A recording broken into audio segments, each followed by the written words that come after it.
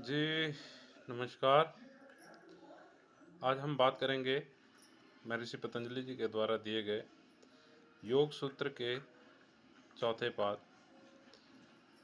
कैवल्यपाद के दूसरे सूत्र की। पहले पाद की चर्चा हम कर चुके हैं, दूसरे की याद करेंगे, जिसमें महर्षि पतंजलि कहते हैं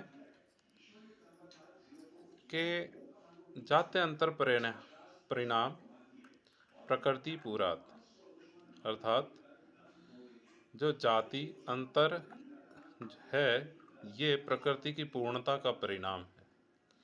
अर्थात इसको इस तरह से समझें हम कि हमारा शरीर, हमारी इंद्रियां, हमारा मन, हमारा हृदय सब प्रकृति के द्वारा ही निर्मित है, परंतु प्रकृति ने इसे अधूरा रखा है, पूर्ण नहीं किया। विभिन्न योग अभ्यासों के द्वारा, जो हम पीछे पढ़ चुके हैं, अष्टांग योग, क्रिया योग, अभ्यास, वैराग्य आदि के द्वारा जब हम अपने इस प्रकृति जन्य शरीर को, मन को, अपने इंद्रियों को पूर्णता प्राप्त करा देते हैं, तो यह प्रकृति की पूर्णता जो है इसका परिणाम जाति अंतर होता है।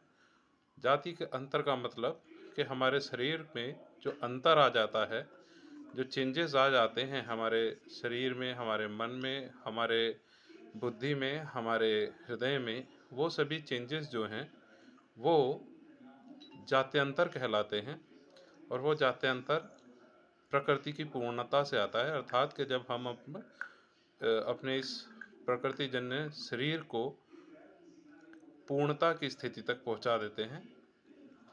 तो इसी सूत्र में महर्षि पतंजलि यही बताना चाह रहे हैं कि जो प्रकृति की पूर्णता है, हमारे शरीर की पूर्णता है, उसका परिणाम ही जात्यंतर है।